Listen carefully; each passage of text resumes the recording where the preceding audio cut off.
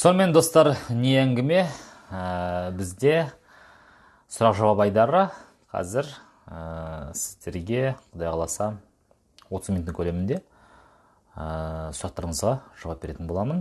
Бай қуатты бақыт адамдарының рухани ұстазы, экономист қаржыгер Алмас Ақын.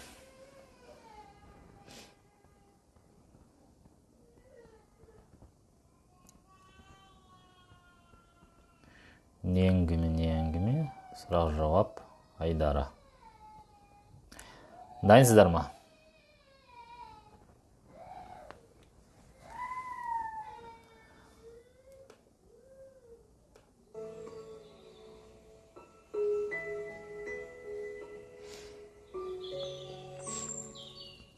Де қойын. Ал достар, дауыс қалай, жақсы естіліп отыр ма? 1-2-4-5, 1-1-2-4-5 дауысты бір бағалап жеріңіздер, бір мен оның арасында.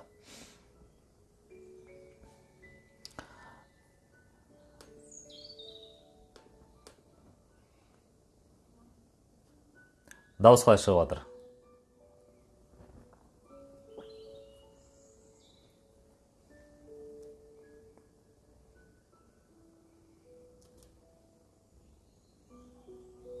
Дауыс жақсы еді, тамаша. Кеттік, бастай қолай болса. Тек, сказал магнат демекші, бастайық. Мына жерде сұрақ кішкене түсініксіздеу екен. Дүниенің соңын қумау, бұл дүниеде байлықта, о дүниеде Алланыкі екенін түсіну, бұл жаңа менің сұрағыма жауап болу керек. Жүректе Алла тұру керек дейді, тамаша. Өмірге деген махаббатта табиғаттың сұлулығын сезіну, Алланың құдіреттілігін сезіну дейді, супер. Дүниеви құндылықтан имануи құндылықты басым қою дейді, супер. Тек материал дүниені айтып тұрау, дүние қоңыз болма дегені шығар дейді, аха. Жалпақ тілде айтқанда ақшаны, байлықты жүрекке қатты қабылдамау, дұрыс, тамаша. Ондай сөз бар ғой, дүниені жүрегімен емес, қолымен ұста деген. Аха, тамаша. Бүгінгі мынау аят пен хадиске арналған айдардан сұрақтың жауаптары. Так, сөз таппай адамдардың көңіліне қараймын дейді. Аха. Сіздің сұрағыңыз, яғни адамдардың көңіліне қараймын да сөйтіп өзімнің айтқым келген эмоциямды айта алмаймын дейсіз ғой. Я, ондай болады.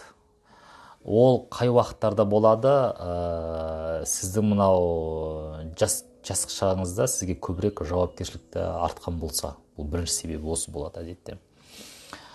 Яғни сіздің мынау таңдауыңыз, қалауыңыз аяққа көбірек тартылған кезде адам қорқып қалады, шошып қалады.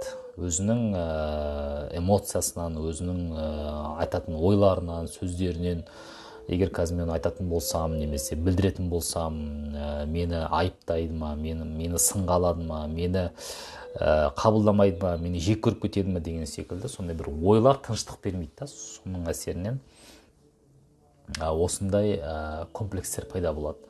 Одан әсте-әсте құтылу керек. Әсте-әсте құтылу керек. Болады құтылуға.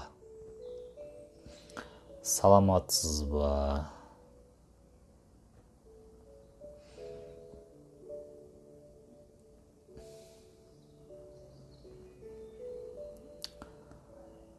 Тек, ұстаз, мен 15 жыл жұмыс жасаған жеріме шығып, қатты жүрегім ауырып тұр дейді. Мейірім махаббатпен босатыңыз, жіберіңіз. Олай қатты жүрекке алмай ақ қойыңыз. Қайта бір есік жабылса, сізге 10 есік ашылады. Мен де кезінде сондай болған, енді 6 жыл плюс колледжде жұмыс жасағанымен болса, 7 жыл бойы мен сабақ берген болатынмын. Жоқ, 8 жыл берген екенмін, колледжде 2 жыл берген екенмін, университетте 6 жыл. Сонда 8 жыл сабақ берген адамға оңай болған жоқ университеттен шығуға. Бірақ мен қазір еш өкінбеймін, керісінше қуанамын сол кезде мені университеттен шығарған үшін. Өйткені мен қазір сіздердің алдарыңызда мұндай дәріс оқымайтын едім, мыңдаған адамдардың алдында. Сол 30, 40, 50 студенттің алдында ғана дәріс оқитын бедім. Сол себепті онда сіз өсуге лайықтысыз. Одан да жоғары табысқа қол жеткізуге лайықтысыз.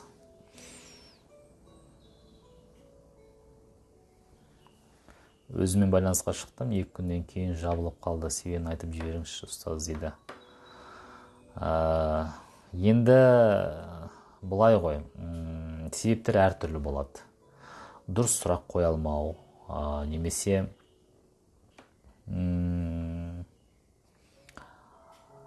мысалы түйсік байланысқа шыққан кезде өзінің шарттары бар да, байланысқа шығудың шарттары бар, тыйымдары бар. Соларды ұстанбаса түйсік жалып қалады, блокқа түсіп қалады. Былайша айтқанда, біздің тілмен айтқанда Инстаграмды блоктап тастайды ғой мысалы. Сол секілді түйсік те блокқа түсіп қалады. Сондықтан сізге кішкене уақыт керек. Көңілшек болған дұрыс па? Негізі көңілшек болған өзіңізге зиян, ол керек емес олай жасаудың. Бірақ бұл жерде зиян немесе пайдалы да емес. Мәселе көңілшек болуыңыздағы ниетіңіз не? Өйткені бекер емес қой. Әдетте ол жағымпаздану, яғни өзіңді жақсы қылып көрсетуге тырысу. Яғни өзіңіздің уақытыңызды, көңіліңізді, сезіміңізді құрбан етесіз ана адамға ұнау үшін. Ертеме кешпе сіз өзіңіз одан жалығасыз. Маска киюге тура келеді ол кезде. Ол керек емес адамға. Сіз өзіңізбен шынайы болыңыз. Сосын көңілшек болудың қажеті болмай қалады. Саламатсыз ба? Түйсік туралы Құранда жазылған ба, айтылған ба, жазылса не айтылған? Негізі сіздің сұрағыңыз мынандай ғой, әжетхана жайлы Құранда жазылған ба? Немесе қандай?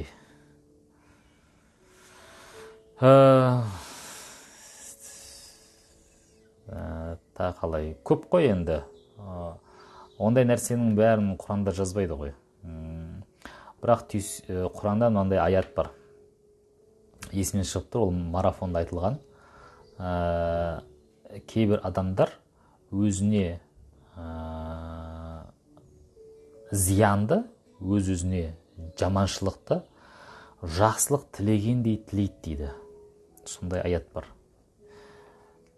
Кейбір адамдар өзіне жаманшылықты жақсылық тілегендей тілейді дейді. Енді түйсіктің ең негізгі қызметтерінің бірі ол жақсы жаманды бөліп қарамайды. Мысалы, сіз қабат дегені ақмақ басмай деп айттыңыз ба? Түйсік оны былай қабылдайды. Қожайын өзін ақмақ қылғысы келеді екен. Ендеше қожайынды өзін өзгелердің алдында ақмақ ететіндей амалдарды көрсетейік дейді. Жай ғана бір ауыз сөз. Жай ғана бір ауыз сөз қаншама минутқа өміріңізді құрттыңыз. Мынандай бір сөз бар, оқыдым кеше. Егер сіз дейді 1 минут бойы ашулансаңыз, онда сіз 60 секунд өміріңізді, 60 секунд бақытыңызды құрбандыққа шалдыңыз дейді. Егер сіз 1 минут ашуланған болсаңыз, 60 секунд өміріңізді құрбандыққа шалдыңыз дейді. То есть бақытыңызды 60 секунд бақытыңызды құрбандыққа шалдыңыз дейді. Сол себепті бұл сондай бір ауыспалы нәрседе, сондықтан байқау керек. Мысалы, сендер мені аямайсыңдар, сендер мені жаңағыдай бейшара қылып санайсыңдар, сендер тағы басқа. Яғни ол сөздердің барлық сіз ойлайсыз, мен өзімнің дәрежемді осылай кішкене көтеріп, маған жаны ашсын деп айтқыңыз келіп жатыр, бірақ түйсігіңіз оны олай қабылдамайды. Сіздің түйсігіңіз қожайын өзін бейшара қылып көрсеткісі келеді екен, ендеше соған жұмыс жасайық дейді. түсіне алдың ба? Сол себепті сіздің ниетіңіз, сөзіңіз, амалыңыз маңызды. Әсіресе ниетіңіз маңызды. Біз көбінесе қаламайтын нәрсені сұрайды екенбіз ғой Құдайдан. Я Құдай, мына балаларыңның көз жасын маған көрсетпеші деп ше. Түйсік қалай қабылдайды? Аха, қожайын балаларының көз жасын көргісі келмейді екен, бірақ ол көрмеу үшін алдымен балаларын көз жасын төгу керек дейді. Түсіндіңіз бе? Жоқ нәрсені біз өзіміз тудырып аламыз. Қызыммен қалай сөйлесем дейді. Тілмен, ауызбен сөйлесесіз. Әлде басқа да жолдар бар ма? Жалқау болып жүрмін соңғы кезде дейді. Ұйықтаңыз, демалыңыз. Ол бір қатты бір не емес қой. Мен де жалқау боламын кейде, мен де жатып алып ұйықтаймын, потолокқа түкіріп отырып дегендей өтір соғам. Дегенмен де кейде мен сағат 3-ке дейін ұйықтаймын. Кейде 2 күн бойы мен бәрін өшіріп тастаймын. Кейде әрине. Қарыздан қалай шығуға болады дейді. Дұрыс емес сұрағыңыз. Қарызым өте көп, 1 жыл болды шыға алмай жүрмін дейді. Мұндай ниетіңізбен шыға алмайсыз. Шыны керек, менің тәжірибеме сүйеніп айтып отырмын. Қаржыгер ретінде айтайын. Баян Ерболат, сізге ең бірінші қарыздан құтылудың жолдарын емес, табысты көбейтудің жолдарын іздеу керек. Өйткені Алла тағала сізге осындай сынақ беріп отыр. Табысты көбейтетін жолдарды ізде деп. Алейкум ассалам. Супер плюс бізде. Сізді көргеніме қуаныштымын. Мен де қуаныштымын, өте қуаныштымын. Саламатсыз бе? Мен өте қуаныштымын. Менде қандай аффирмация айтуға болады? Кінәлі адам келіп кешірім сұрау үшін. Ой. Сіз өзіңізді өйтіп жаңағыдай центр вселенной қылмай қойсаңызшы. Ол тәкаппарлықтың белгісі ғой. Әрі көресің маған, жалынып сұрайсың, кешірім сұрайсың дегенде болды ғой сіздікі. Кешірім сұрайды ма, сұрамайды ма, ол сіздің жұмысыңыз емес қой. Сіз оның бүкіл өміріне жауап бермейсіз ғой, дұрыс па? Оның жасаған кінәсіне, шыпсигеніне жауап бермейсіз ғой, дұрыс па? Енді кешірім сұраймын, ол сөздің ұяты жоқ. Солай айтпасам естеріңіз алынбайды да. Сондықтан Аллаға тапсырыңыз, болды. Босатыңыз, сананы артық ойдан босату керек, керек емес. Одан қайтып пайдалы нәрсеге жұмсаңыз ойыңызды. Өз санаулы ғана секундтарыңыз қалды. Менің де, сіздің де санаулы секундтар бар. Құдай біледі қанша өміріңіз бар екен да. Сол өміріңізді зачем жаман нәрсеге жұмсап? Жақсы нәрсеге жұмсаңыз, жақсы нәрсеге. Өзінен кейін туалетті шайып отырсыз ба? Үйіңіз таза ма? Шаң емес па? Подъезіңіз таза ма? Есіктің алды таза ма? Қораңыз таза ма? Соған мән беріңіз. Ай. Өзі 5-ақ күндік қамшының сабындай қысқа өмірде біреудің бір жерін аңдып жүреміз. Сол керек па? Сол керек па? Біреудің бір жерін аңдысаң, ол жерден бір ақша шықпайды. Ол жерден бір нәрсе шығады. Сол керек па сізге? Керек емес. Ендеше зачем он? Саламатсыз ба? Қанша уақыттан бері қарызымды бермей жүрген адамға қатты сөйледім, ашуландым, қалыпты ма дейді. Конечно, қалыпты ол. Ашулану ол қалыпты, достар. Просто сіз оны жинап айтып жатсыз да. Негізі басында кішкене ашуландыңыз ба, айту керек. Айналайын бауырым, мен саған ашуланып жүрмін, кешірім сұраймын, ренжіме. Бірақ мен саған мына ісің үшін ашулымын деп айту керек та. Сіз айтпайсыз. Айтпайсыз. Бір күн, бір апта, бір ай, тіпті жылдап айтпайды адамдар. Сосын бір күні жарыласыз. Атом бомбасы ұсап. Сол кезде бүкіл нәрсені жаңағыдай топан су құсап кетеді, сосын ауызға кетті. небір түрлі сөздер. Оған жеткізбеу керек. Мысалы, мен өзім әйеліме, Айжан, кешір, бірақ сенің ісің маған ұнамады, мен саған ашуланып тұрмын. Немесе тамағың тәтті болмады, сен маған ренжіме, бірақ тамағың маған тәтті болмайды, сондықтан мен аз жедім деген секілді басына айтамын. Бірінші кешірім сұраймын дейсіз. Кешірім сұраймын, маған ренжімеңіз. Мен сізге ашуланып тұрмын. Болды. Келесі. Мен күйеуіммен ажырасқаныма 3 жыл болды. Қыздарың келіп алып кетіп тұрады. Оның қазір басқа біреуі бар. Мен қабылдай алмай жүрмін. Қатты жылаймын, күнде жүрегім ауырады. Не істесем болады дейді. Сізде өкініш қой. Өкініш және өзіңізді кінәлау. Олай жасамаңыз. Күйеуіңізді жіберіңіз. Ол сізге іште әлі күйеуім бір күні кеп қалады деп ойлап жүрсіз ғой. Керек емес, оның өзінің өмірі бар, өзінің таңдағаны бар. Оны сыйлау керек, құрметтеу керек, өзінің өмірін, өзінің таңдауын. Сіз құдай емессіз. Сіз оған мама емессіз. Түсіндіңіз бе? Ортақ балаларыңыз бар. Ендеше сол балаларыңызға ең үлкен сыйлық сіз бақытты ана болу арқылы ғана бере аласыз. Сіз бақытты ана болсаңыз, қыздарыңыз ертең бақытты тұрмыс құрады. Тұрмыс құрыңыз. Не істеп жүрсіз? Не көп жақсы, бай, бақытты, алақанына салып жүретін, құрметтей алатын жігіттер көп. Мен қаншама жігіттер танимын, басы бос.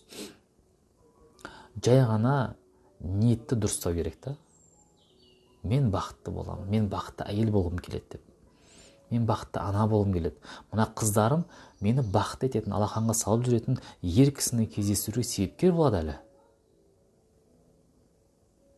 Жете салдың ба? Жетпесе 90 өтіге қатысыңыз. Екінші дистанцияда бақытты әйел, бақытты ана, бақытты қыз, бақытты отбасы модельдерін құрастырып бектес түйсікке. Сосын әрине бақытты жігітті кездестіресіз, иншалла. Жаным ау, 60-тағы адамдар тұрмыс құрып жатыр, үйленіп жатыр. 50-дегі, енді сіздің жасыңыз одан аспаса да оған дейін шығар енді. Ана әкеме ассасын жасап жүрмін, молодец. Бірақ анамды қабылдай алмай жатқан сияқтымын. Ол неден болуы мүмкін? Жасаңыз, қайта-қайта жасаңыз, мейір махаббатпен қабылдаңыз, болды. Жай ғана қабылдаңыз жүрекпен, и все, точка. Өйткені анаңыз болмағанда сіз болмайтын едіңіз ғой. Ол бұлай ғой, ағашты алыңызшы. Ағаштың жемісі сіз. Анаңыз ол сабақ. Тамыр ол ата-баба. Егер анаңызды қабылдамасаңыз, сіз ата-бабадан келетін энергияны аламайсыз. Қаласаңыз да, қаламасаңыз да, сіз бәрібірде жеміс ретінде өсіп шығу үшін сіз сабақтан энергия аласыз. Сондықтан давайте қабылдаңыз. Жасап жүрген жұмысым өзіме ұнамайды. Не істеп жүрсіз, шығып кетіңіз. Өзімдегіні сүйетін, өзіме жақын жұмыста қалай тапсам, не сезінсе болады. Сұрағыңызда жауап жатыр. Өзіңіз нені жақсы көресіз, не істеген жақсы көресіз? Тігінді ма, тамақ жасағанды ма, жүгіруді ме, нені жақсы көресіз? Суретке түсіргенді ме жақсы көресіз бе? Соған сәйкес жұмыс істеңіз. Күйеуім ақша таппайды. Ну и что? Отбасын ойламайды. Ну и что? Не істеуге болады? Өзім не жақсы болса болады дейді. Енді қараңыз. Күйеуім ақша таппайды, отбасын ойламайды деп сіз күйеуіңіз үшін жауап беріп жатсыз. Сіз жай ғана бақытты әйел болуды үйреніңіз бүгіннен бастап. Күйеуіңізді жіберіңіз, ішеді ма, шады ма, не істейді өзі білсін. Сіз оған мама емессіз. Окей? Сіз оған мама емессіз. Оның жауапкершілігін, өмірін өзіне тапсырыңыз. Тапсырылмасаңыз марафон қатысыңыз, үйретеміз. Сөйтіп, сіз бүгіннен бастап бақытты әйел, бақытты ана, бақытты қыз болуды үйреніңізші. Бір ай бойы өзіңізбен жұмыс жасаңыз, байқайсыз, күйеуіңіз өзгереді. өзгереді. Сіз бақытты болмағаннан кейін ол бақытсыздық жасап тұр да. Түсіндіре алдым ба? Түсінсеңіз плюс қойыңыз, және лайк басып бөлісіп қойыңыз, комментарий жазыңыз міндетті түрде. Басқа да подружкаларыңызға жіберіңіз осы видеоны. ютубқа саламын ғой. Кеше бір қайнымен сөзге келіп ұрысып қалдым. Мен психологтар ары қарай не айтам дедіңіз, түсінбедім. Сіздің айтқандарыңызды істеп жүрмін, рахмет сізге. Бәрекелді. Пайдасы тиіп жатыр ғой. Тиіп жатыр. Сәлем, менің анашым марафонда, біз таңғы аудамыз. Түх, Алла берекесін арттырсын. Рахмет, Алла разы болсын. Анамның сөздерін көтере алмай ренжіп ашуланып қала беремін дейді. Анаңыздың сізге айтып жатқан бүкіл сын пікірлері ол сіздің өзіңізге деген сын пікірлеріңіз. Анаңыз жай ғана сіздің ішкі жан дүниеңіздің айнасы болып тұр. Яғни сіз өзіңіздің кейбір мінез құлықтарыңызға ашумен, ызамен қарайсыз деген сөз. Сіз өзіңізді әйел ретінде, қыз ретінде қабылдай алмайсыз. Тым бір идеальный бір нәрсеңіз бар да, мен соған жете алмай жатырмын, мен сондай болмағанымнан мен өз-өзімді кінәлаймын деген программа болуы мүмкін сізде. Қойсаңызшы. Құдай сізді қалқан құлақ қылып жаратты ма? Қабылдаңыз. Қалқан құлақ десе, зато мен сен естпейтін нәрсені ести аламын деңіз. Бетховеннің құлағы қалқан болған. Ғалымдардың құлағы, Шәмші Қалдаяқовтың құлағы қалқан болған. Сол себепті мұрныңыз дөу ма? Менің мұрным қандай? Ішкі жан дүниенің сұлуы сондай деңіз. Әрдайым өзіңізді плюске айналдыратын, ұлықтайтын нәрсені табу керек. Точка болды. Цезарь танисыздар ма? Юлий Цезарьда. Сол 5 жасар кезінде балалармен ойнап жатып құлап қалады жерге. Сонда балалардың бәрі күледі. Сонда өз балалар. Битсең болды, күле береді. Сонда үстін қағып тұрып айтады, сендердің алдарында құлаған, бұл болашақ император деп айтады екен. Оған анасы үйреткен. Сол секілді мәселе істелген істе емес, мәселе сіздің ниетіңізде. Жолдасымен сөзге келісіп қалды. Ну и что? Парларыңыз шықты да, зато ауруға айналмайды. Қайырлы кеш, алмасақын, Алла берекесін берсін. Амин. Не болып жатыр? Тікелей эфир болып жатыр, не болып жатыр бізде? Сізді мақтап осындай балаларға жазылып тыңдама десем, айтады, оларды тыңдама дейді. Мен сосын оған ренжідім дейді. Жоқ, керек емес ренжудің. Олардың жауапкершілігін артпаңыз өзіңізге. Сіздің міндетіңіз жеткізу ғана болды. Тыңдайды ма, тыңдамайды ма, боқтайды ма, жылы сөз айтады ма, өздері шешсін. Сіз оған жауап бермейсіз. Кезінде сіз де сын көзбен қарағасыз. Мына жас бала не біледі, не айтып жатыр мына жігіт деп. Солай ма? Айттыңыз ғой. Айттыңыз. Сондай ойда болды сізде. Бірақ кейін түсіндіңіз, пайдасы тиетін сөздер айтып жатқанын. Кейін тыңдай бастадыңыз. Олар да әсте дайын болады соған. Егер адам қабылдамаса, онда ол әлі дайын емес өзгеруге. Ол жаймен болады. Қой мен қошқарды бір қораға тығып, таңертең қозы күтпейсіз ғой. Балаларым ауырса, қобалжып уайымдап кетемін дейді. Алланың назары түсіп, рахымы түсіп жатыр деп ойлаңыз қайта. Миыма неше түрлі жаман ойлар келіп еді. Телевизорды көргенді қойсаңызшы, Фейсбукта отырғанды қойыңыз. Балапандарым ауырмас үшін не істеу керекпін? Бақытты болыңыз өзіңіз. Көбі менің ойымдағылар бола ма деп қорқамын дейді. Бүгін бізде менторлық сабақта кураторымыз бөлісіп жатыр өзінің эксперименттерімен. Мен жаңадай күнде 2 балам бір-бірімен ұрсып кетеді, төбелесіп кетеді дейді. Сөйтіп оларды қойдым да, мен өзім бақытты болмасам, бұлар қалай бақытты болады деп уақытымды өзіме арнай бастадым. Өзім іштік жан дүниемен жұмыс жасай бастадым дейді. Сөйтіп бір қызығы, балаларым қойды дейді төбелескенді. түйіске байланысқа шығуды үйретіңізші. Ойбой, 2 жылдан бері айтып жатырмыз ғой, 90 күндікке қатысыңыз, 90 күндік марафонға қатысыңыз деп. Сол жақта үйренесіз түйіске байланысқа шығуда. Құлым мені қалай таныса, онымен солай мәміле қыламын деген құдси хадис бар екен дейді. Тамаша. Саламатсыздар ма? Фокусқа қатысқанмын, енді марафонға жеңілдікпен қатыса аламын ба дейді. Қай фокусқа қатысыңыз? Өткен 15 желтоқсанда қатысқан болсаңыз, ертеңгі марафонға жеңілдікпен тіркелесіз. Қаңтардағы марафон қанша болады дейді. Қаңтардағы марафон қымбаттайды кішкене. Қатты емес, кішкене. Көреміз. Мүмкін 500 теңге, мүмкін 1000 теңге қымбаттайды, көреміз. Неге масат етіп үлкен ақша сразу қолда болмайды дейді. Неге болмайды? Болады. Болады. Просто сізге не үшін керек екенін білмейсіз. Марафон қаңтарда қанша болады дейді. Оны айтамыз алдағы уақытта. Күйеу балам арам болып шықты, ол намазхан болса да, енді мен сенбеймін ешкімге дейді. Ну зачем? Сіз онсыз да сенбейгенсіз ғой, оған дейін де. Күйеу балаңыз сізге соны дәлелдеп берді. Айналайын қайнапке, сіз ешқашан сенбейсіз. Мен соның дәлелімін деді, все, точка. Сіз өзіңізге де сенбейсіз. Өзіңізге күмәнданасыз. Не ойласақ сол болады деген нәрсе рас па деді. Конечно, рас. Осы жерде 20 адамға бақыт тілеймін. 180 болды қазір. Амин.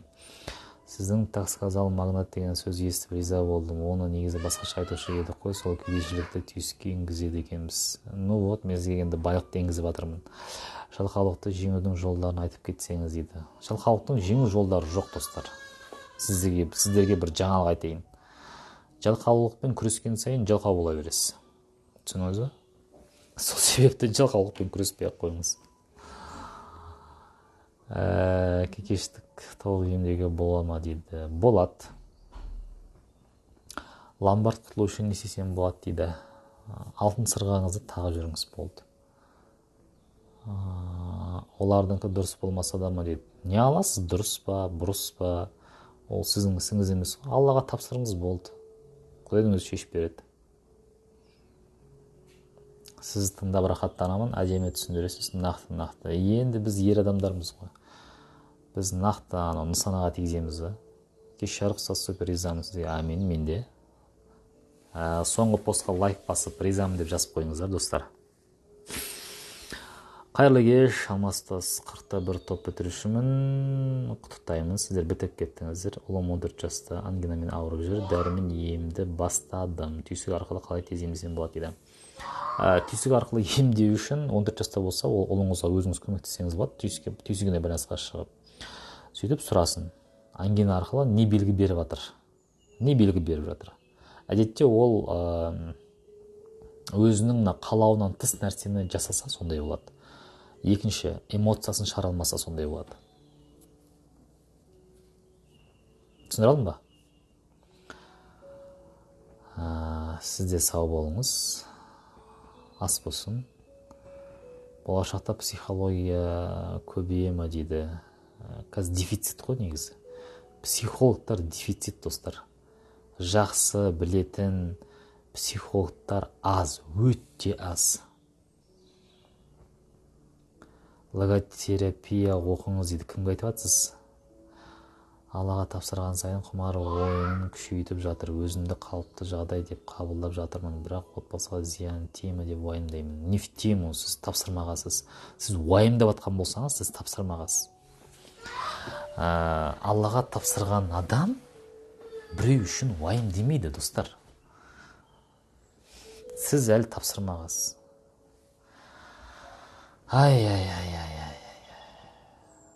Достарыңның марафон өте керемет, ол марафоннан адам өзгермеуі мүмкін емес. Амин. Шымкенттен жалынды сәлем. Шымкентке дұғай сәлем. Артық қамқорлық өкпеледі ғой дейді. Не дейді? Жеке қабылдауым неше тұрады? Жеке қабылдауым 200 мың теңге, достар. Ренжімеңіздер. Кешірім сұраймын, менің 1 сағат уақытым 200 мың теңге әзірге.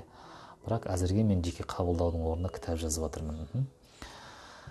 Кітап жазуға маған рұқсат беріңіздер. Жеке қабылдауды менің шәкірттерім жасап жатыр. Қаңтардағы марафон айтамыз. Қарызым көбейіп кетті, не істеймін дейді. Табысыңызды көбейтіңіз.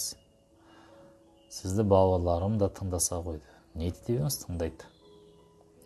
Сол сіз айтқандай ойды жеңе алмай келе жатырмын. Санама неге әр жерім бір ауырады деген кіріп кеткен, кейде түнде ұйықтай алмаймын. Қорқыныш, үрей қазір бүйтіп дейді. Өйткені артық ақпарат көп сіздің санаңызда. Сананы қоқыстан тазарту медитациясын жасаңыз. Телеграм каналымда тұр ғой, жан әлеміне саяхат деп терсеңіздер шығады. Қызым иттен қорқады, не істеуге болады дейді. Марафон қатысын. Баспаналы болу туралы айтыңызшы. Тоже марафонға қатысын. Бізде 31 адам көлік алды 4 айдың ішінде. 24 адам үй алды 4 айдың ішінде. Марафон қатысыңыз. Алмас мырза, неге кейбір адамдар жақсылықты түсінбейді дейді. Жақсылықты түсінбесе, түсінбей ақ қойсын. Ол сіздің жұмысыңыз емес қой. Түсінеді ма, түсінбейді ма? Зачем? Ең басты сабақ алыңыз ол ситуациядан. Значит, Алла Тағала сол адам арқылы сізге бір сабақ үйретіп жатыр. Соны қабылдау керек болды. Düşünдің? Інім пирамидаға алданып, қарызға батып, өз-өзін жек көруде. Қалай көмек берем? Аффирмация көмектесе ме? Жоқ, аффирмация көмектеспейді. Бұндай кезде көмектеспейді. Бұл кезде жай ғана ініңізбен сөйлесіңіз. Аға ретінде, сіз ерсіз бе, елсіз бе? Ел болсаңыз, әпке ретінде. Ойнаңыздар, боулингке барыңыздар. Просто фокусын басқа нәрсеге аудару керек та. Сабақ алсын сол ситуациядан. Сұраңыз, қандай сабақ алдың бұл ситуациядан? Әніңіздің жауапкершілігін өзіне тапсырыңыздар. Бет жыбырлап ауырса не істеу керек дейді. Сізде бұл невриттің белгілері ғой. Невриттің белгілері бұл қабылдамаудан болады. Так, Айгүл.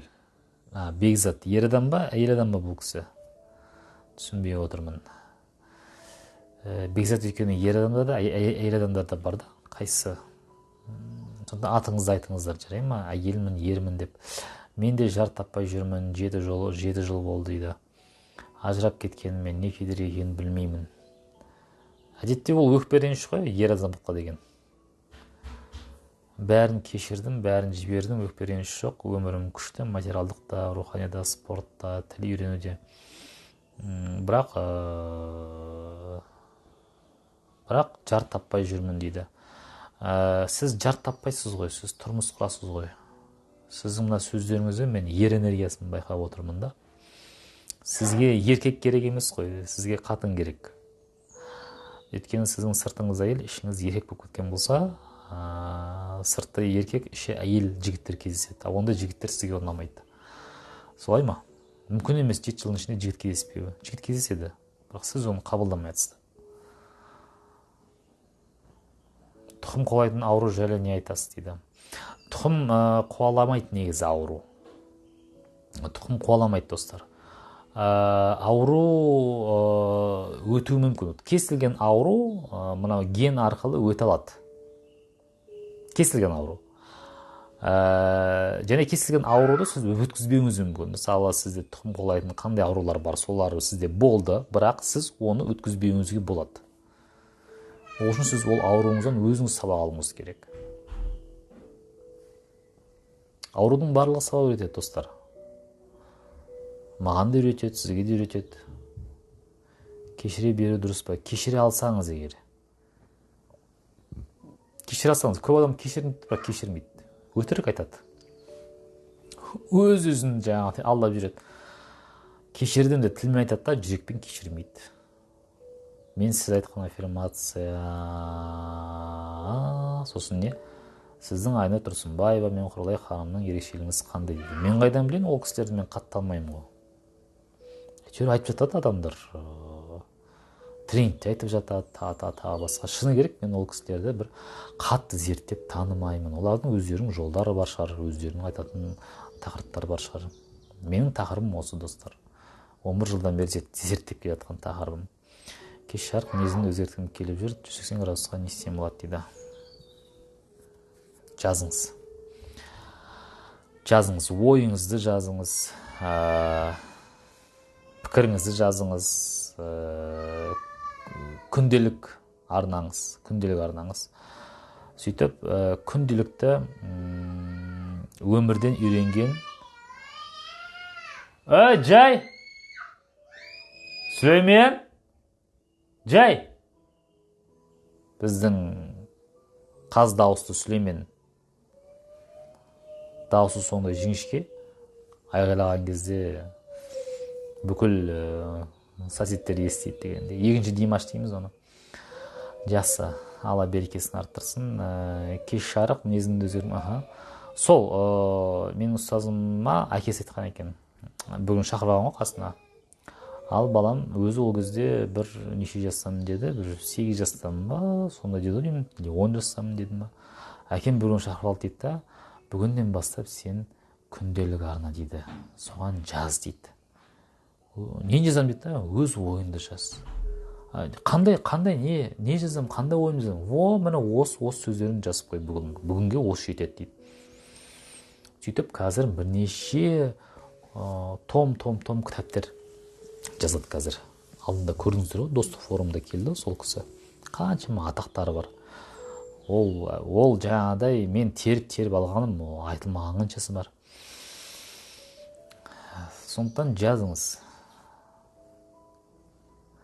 Мен балалармен үйде отырмын, күйеуім өзінше аз сөйлейтін адам. Почему өзінше? Аз сөйлейді, саз сөйлейді. Мен сөйлесім келе береді дейді. Маған скучно, жарылып өлем жанында дейді, жақында дейді. Жоқ, сіз күйеуіңізбен үйтіп көп әңгіме күтпей қойыңыз. Ер кісілер жаңағыдай көп ашыла бермейді негізі. Сол себепті сіз өзіңіз орта табыңыз сондай. Әйелдер ортасын табыр. Аптасына кемі 2 рет барып, сөйлесіп, 1 сағат, 2 сағат әбден жаңағыдай энергияңызды шығарып келіңіз. Әйтпесе күйеуіңіздің миын жей бересіз. Жарай ма? Қазір 21 ғасыр ғой. Көп қой қазір. Жақсы қоғамдықтар, орталар көп қой. Медитация кезінде жүрек қатты ауырып, медитациядан соң ішім шыдатпай ауырды. Ол не дейді? Это знак, это белгі. Қай медитация? Медитация түрлері көп қой. Кімнің медитациясын жасап жүрсіз?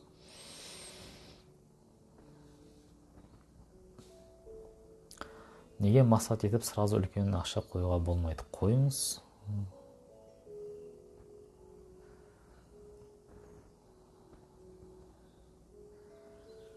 Балам сол аяғы жүргізбей қалды дейді. Баламның сол аяғы артрит дейді. Психосоматикасы қандай? Айтып бердім ол жайлы. YouTube каналынан көрсеңіз, артрит алмас ақын деп. Бәрін айтып бердім ғой. Балаңыз болғанда ол ғой, сол аяғы болатын болса, ол өзімен қарым қатынасы дұрыс емес. Или өзімен, или әкесімен. Екеуінің біреуі. Мамандығын құптамай атсыздар ма, балаңыздың таңдаған? Қаңтардағы марафон қанша тұрады екен дейді. Ойбай, қоймадыңыз ғой сіз. Өте қымбат тұрады, өте қымбат. Қымбаттайды, кәдімгідей қымбаттайды. Мен айтқан аффирмация, мен ай сайын оңтайлы, адалды, жеңіл жолдармен сыйақы алудамын деп күніне 1000 рет айтып, 4 айдан соң айлығым аяғасы 2 есе өсті. Мықтысыз ғой сіз, Жұпар ханым. Таң қалдым дейді. Енді 1000 рет етсаңыз, конечно. Саламатсыз, мен тұрмыс құрмағанмын. Ничего, құрасыз. Алла қаласа бақытты отбасын құрғым келеді. Бақытты отбасының ұйытқысы болғым келеді деңіз. Күйеуге вообще ұрыспай үнемі күліп жүру керек. Біз без сол кісілердің көңілін тауып жүру керек. Просто бұл мүмкін емес. Ну, конечно, мүмкін емес. Зачем өйтіп? Күйеуіңіз ол сізге құдай емес қой? Құлшылық жасайтын. Күйеуіңіз ол бірге қол ұстасып, бір бағытқа, бір мақсатқа қарай жүзетін сіздің капитаныңыз, и все. Отбасы деген корабльдің капитаны. Сондықтан ең бастысы ол капитан қай бағытқа жүзеді, соны алдын ала біліп алу керек. Болды. Оны білу үшін сіз өзіңіз қайда жүзгіңіз келеді, соны біліңіз. Ажырасудың алдын алу деген менде айдар бар ютубта. Сода 5 сабақ бар, 5 видео сабақ бар. Ажырасудың алдын алу, Алмас Ақын деп теріңіз, ютубтан шығады 5 сабақ. Соны бастан аяға көріп шығыңыз. Сол жерден мынанша лайфхак жатыр. Соны істеңіз, Құдай қаласа бір 2 айдың ішінде тойға барамыз. Қатып қалды. Жылтсаңшы, қатып қалса. Қайырлы кеш, Алмас Ақын 90 марафон неше тұрады дейді. Әзірге айына 17.500 теңге. 17.500 теңге әзірге. Өте арзан баға. Күйеуім ашуланғанда айғайлап шығады. Енді, конечно, айғайлаған дұрыс қайта. Айғайламағаннан қорқыңдар. Ашуланған кезде айғайламағаннан қорқыңдар. Неге? Өйткені эмоциясын ол ішінде сақтап, ол жаймен ауруға айналады. Рак айналуы мүмкін, инфаркт айналуы мүмкін, давление айналуы мүмкін. Мен үндемей қаламын, бірақ айтқым келеді біраз нәрсені, бірақ аузымды жабамын дейді. Сіз үндемей айтасыз да оған. Ол ашуланғанға дейін сіздің қандай ойыңыз болды оған? Не жібердіңіз күйеуіңізге? Қандай ойлар жібердіңіз? Жібердіңіз ғой біраз негативті ойларды. Күйеуіңіз соны сізге шығарып беріп жатыр. Сондықтан ең бірінші өзіңіздің мына жағын түсеңіз. Мына жақты түсеңіз, жүректі тазартыңыз. Күйеуіңіз сізді алақанға сала бастайды.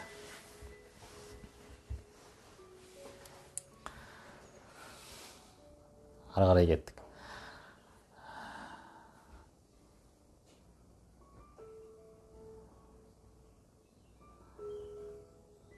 Тосаң марафон ертең басталады, достар. Бүгін 12-ден тіркеліңіздер. Мен ішкі жан дүниемен жұмыс жасадым, 90 күнге қатыстым, бірақ жолдасыммен сөзге келісіп қаламыз дейді. Ну что? Не үшін келісіп қалып жүрсіз? Жолдасыңыз сізге бір нәрсе үйретіп жатыр, соны қабылдаңыз. 90 дұрыс өтпегенсіз ғой сіз. Асыра сілтеп жүгіріп өткенсіз ғой, бүйтіп. Бітірсем болды деп. Қайталап өтіңіз. Сізді және сурет тыңдап жатсам, түнде бақилық адамдарды көремін. Не себептен дейді? Көре беріңіз, шарт етпейді.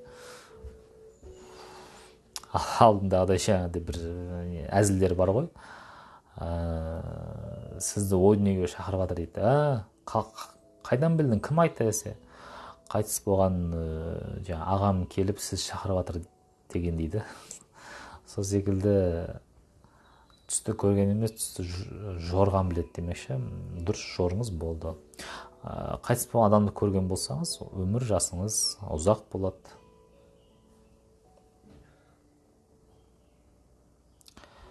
Түйсікпен жұмыс жасау өте қажет екен. Жұмыс жасап отырып, сізді тыңдап отырғанды әдетке айналдырып алған сияқтымын дейді. Жақсы.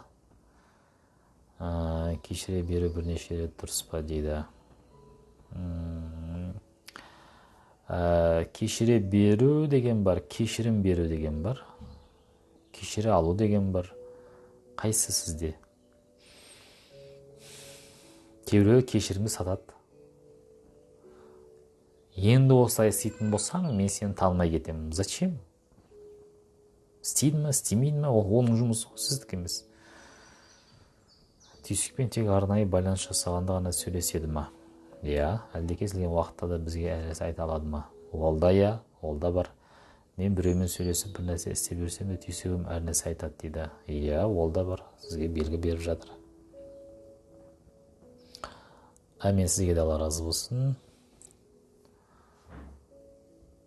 Әдемі жақсы керемет болып келе жатырмын, бірақ жолдасым түйсе береді, түйсікке программада жасадым дейді. Енді жолдасыңыз қандай сабақ үйретіп жатыр? Сұраңыз түйсігіңізден. Алла Тағала жолдасыңыз арқылы сізге бір сабақ үйретіп жатыр. Егер жолдасыңызбен қарым-қатынас түземесеңіз, ақшамен қарым-қатынасыңыз түзелмейді, есіңізде болсын. Сізде қаржылық проблема болып жатқан шығар қазір уже. Значит, жолдасыңыз арқылы белгі беріп жатыр Алла Тағала. Айымжанға сәлем жолдаңызшы дейді. Ал Айымжанға доғай сәлем жолдаймыз рухани жаңғыру орталығының атынан. Сол қара қатынастан соң қайта орнына келтіруге бола ма ер мен әйелдің? Болады. Шымкенттегі фокусқа қатыстым. Одан кейін 2 рет фокус болды, қателеспесем. Сәлеметсіз, таңертең қалай ерте тұруға болады дейді. Зачем тұрып? Зачем? Не үшін?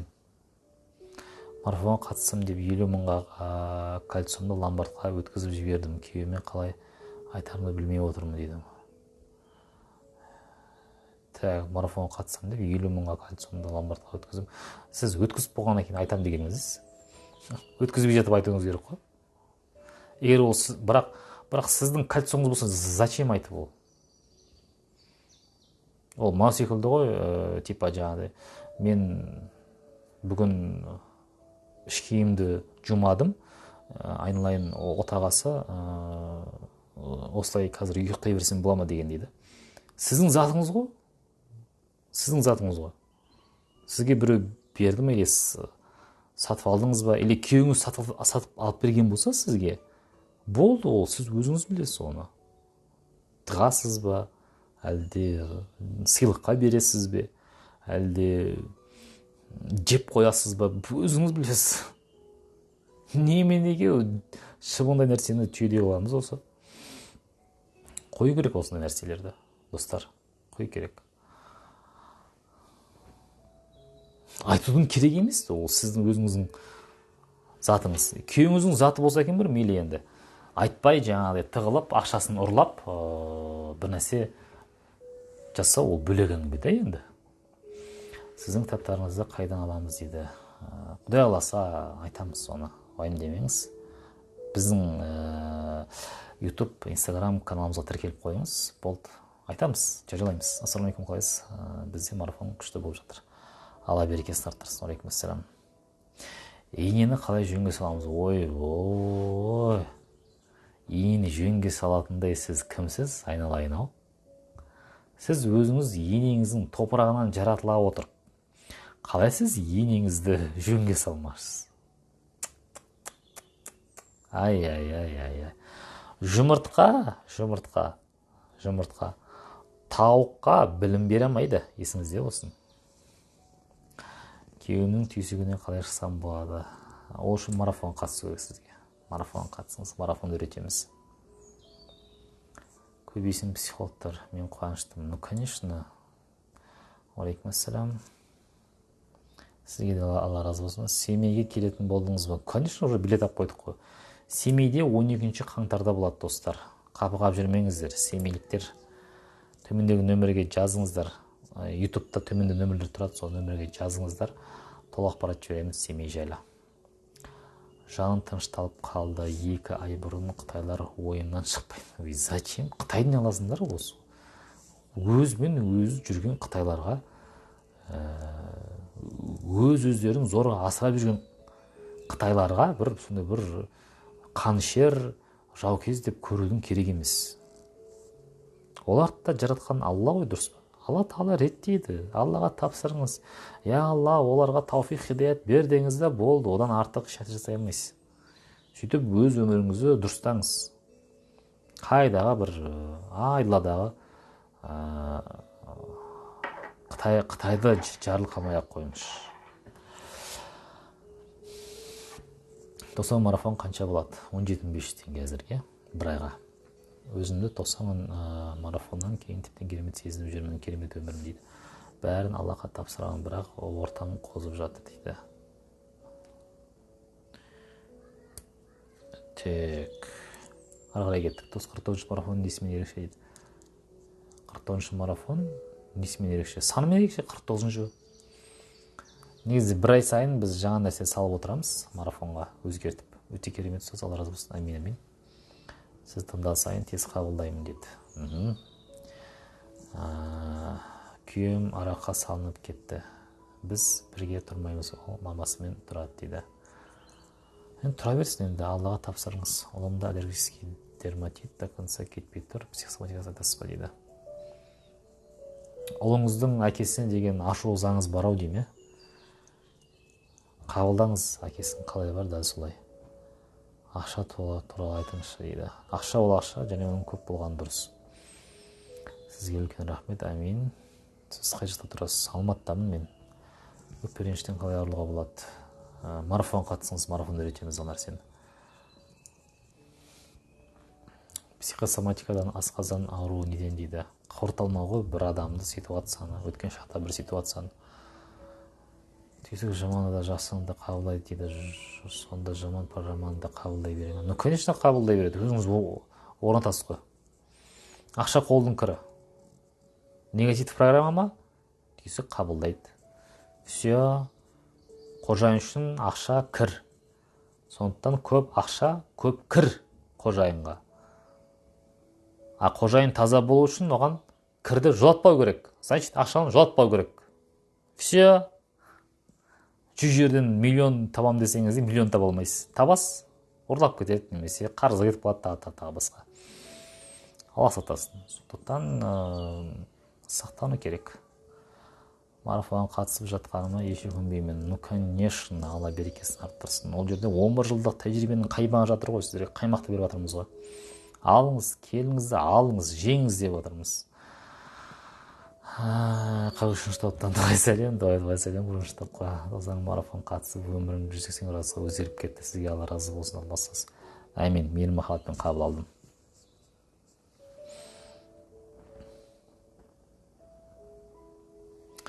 Төркінім дейді. Ақшадан қысылып жатыр. Ну что, Аллаға тапсырыңыз. Өкпе реніштен арылды, марафонның қасиеті керемет дейді. Бәрекелді, өте қуаныштымын сіз үшін. Бұл жақсы өзгеріс қой. Жеке қабылдау неге қымбат? 50 мың еді ғой дейді. Ең негізі, менде ең бірінші жеке қабылдауым 3000 теңге болған. Ол осыдан 2 жыл алдым. 3000 теңге. Кейін 5000 болды. Кейін 8000, 10000, 15000, 20000, 45, 49, 55, 79, 195 пен 195-200 мыңға көтерілді қазір. Болашақта бұл миллионға көтеріледі негізі. Енді бұл жерде білесіз ба, әр адамның өзінің уақыт құндылығы бар, уақытының бағасы бар. Мысалы,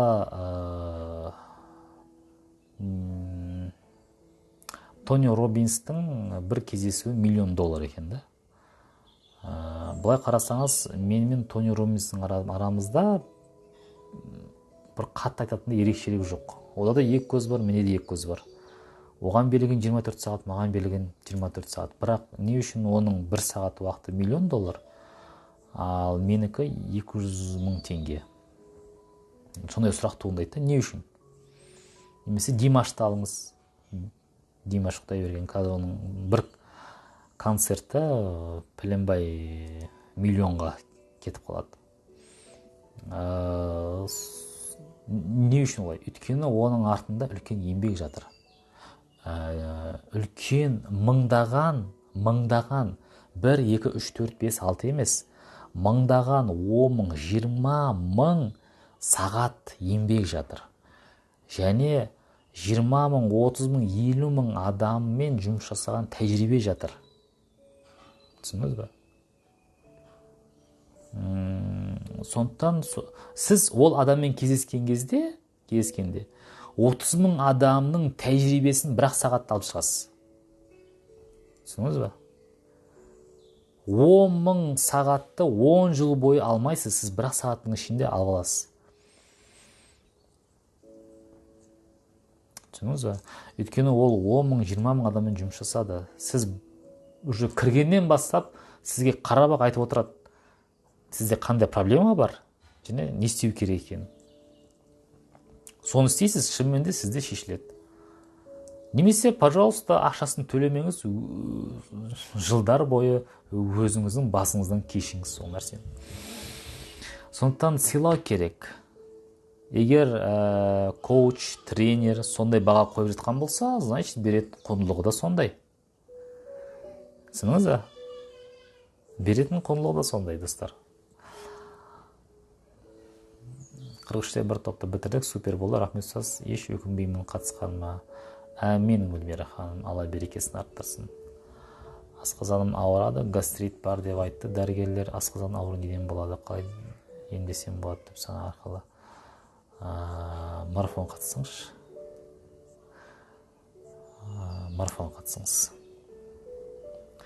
Жаңа осы бойы бір жігіт хабарласты, осындай оқиын ба деп сұрағанда, бірінші Алмас мырзаны тыңда десем, мә күшті түсіндірді екенсіз дейді, осы кеше фокусқа қатысқан әсері ғой дейді. Молодец, өте қуаныштымын. Сізге Алла разы болсын, мықты ұстазсыз, әмин. Енді үлкен арманым бар, ол әлемнің ұлы, бақытты, бай, қуатты ұстазы болу. Сол жолда қазір еңбек етіп жатқан жайым бар. Амансыз ба? Аманбыз, Алмас мырза, мен сізді жаңа сүйет тыңдап жатсам, бақилық болған кісі түсіме кіреді, түсіме. Ну что, кіре берсін. Сәлем айтыңыз ол кісіге. Өмір жасыңыз ұзақ болсын. Күйеуім үйден кетіп, мамасымен, бұл айттыңыздар ғой, қайта қоймасаңыздар. Марафонда гайморит ауруымды трансформацияладым. Молодец, жарайсыз. Бірақ гайморитім әлі бар. Конечно, ол бірден кетпейді ғой. Түйсеңіз ең жұмыс жасай бастайды. Тағы жасау керек дейді. Тағы жасай беріңіз. Не ұғылым көбірек жасаңыз, соғылым жақсы болады. Рахмет Алмас мырза, 90 күн марафон керемет. Алла разы болсын сізге, шын жүректен сізге бақыт тілеймін. Әмин, қабыл алдым мейір махаббатпен. Қарыздан қалай құтылса болады, сұрақ дұрыс емес. Табысыңызды көбейтіңіз дейсіз, еш мүмкіндік жоқ көбейтуге. Өтірік. Сіздің ойыңызша мүмкіндік жоқ.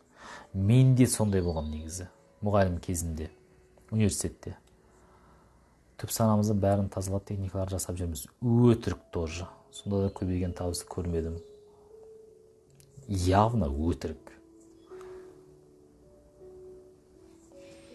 Ертеңгі марафон несімен ерекше дейді.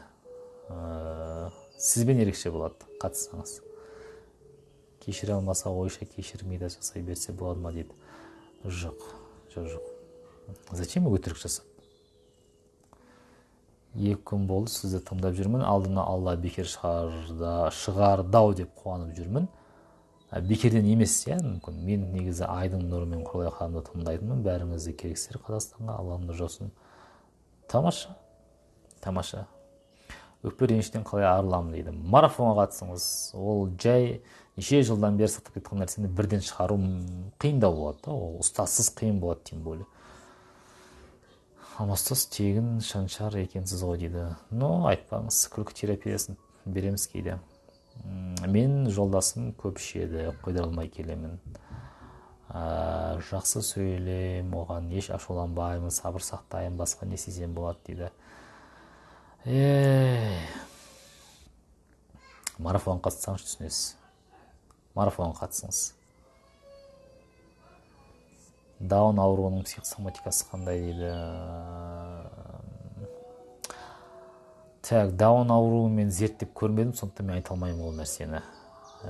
Менде кездескен жоқ мұндай нәрсе. Жан жақты психологтарды тыңдай берсем, каша-маша болып кетпеймін. Дұрыс айтасыз. Бәрін тыңдай берудің керек емес, достар. Бір адам тыңдаңыздар, кемінде 6 ай сонымен жұмыс жасаңыздар, сол бір адаммен. Мен болса, басқа болса, басқа. Әр адам тыңдай берсеңіз, шынымен де каша болады. Өйткені әр адам бір нәрсені әр қырынан айтады да, сіздің санаңыз оған дайын емес. Сол себепті бір адамды 3 ай, 6 ай тыңдаңыз, одан кейін барып басқа адамға өтесіз. Өзіңіз бір тоясыз өзі. Өз бір деңгейге жетесіз. Содан кейін ол адам керек болмайды сізге. Келесі адамға өтесіз сол кезде.